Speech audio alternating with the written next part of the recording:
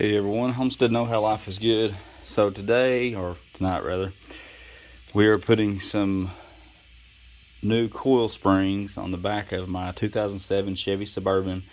This is an LTZ. It used to have air ride. The pumps and stuff went out a while back.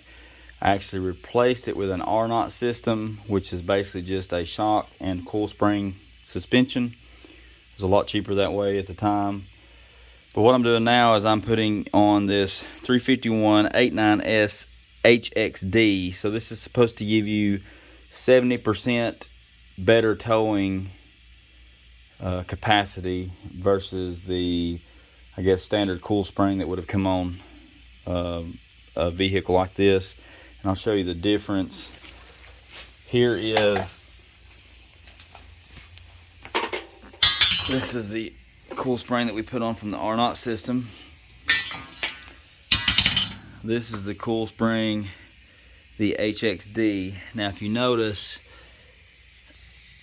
the spacing between the coils are a lot more, and then up here at the top there's a tighter coil ring, and this one has a little bit more, a little bit thicker diameter. It's hard to tell in the video.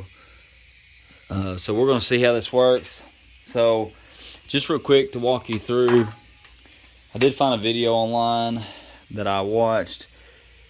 The only thing that I'm doing different than what the gentleman did on there, so I did take out the bolt for the bottom of the shock, took out the top bolt for the top of the sway bar, which is right here. This is a sway bar link just to help it have more range to come down. And what he did on his video is he took off this bolt here on the control arm. You don't have to do that to get the space you need. And then of course you want to make sure that you pop your lines loose from right here. This is before you lower it down.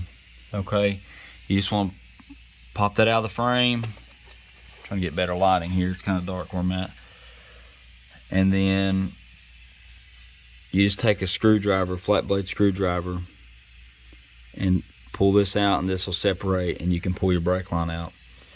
Sorry for the video not being so great. It's hard to do it while you're taking it apart and hold a cell phone, so I've already took it apart of course. But all I did, put a jack on each side of the vehicle, one over there, one over here, put some jack stands.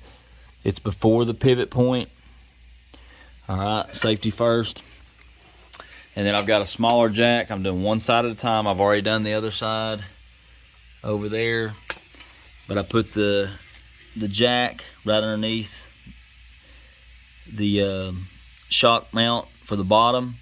That way I can lower it down instead of it just dropping and the coil spring shooting out on you. You have to be very, very careful when you're messing with coil springs. You want to use extra precaution. I did not use coil spring compressors because I slowly, there's the compressor. I slowly let the rear end down and instead of just letting it shoot out. So now we're going to put it back together. You want to make sure that you have your bushings. So you want to make sure that I'll let that compressor stop, sorry. Make sure you got your rubber bushing, or I guess grommet plate there. And then you also want to make sure, sorry I'm trying to get the light, that you have the one up here. As you can see right now it's not there, but I'll put it back on whenever I put the coil spring in. So on this setup, if you notice, there's a tighter coil at this end that goes to the top. Alright, your tighter coil goes to the top. So we're just going to reverse the process. We're going to put the coil spring in, jack the jack up a little bit, and then we're going to start putting our bolts back in for our shock. And you could probably do this by yourself,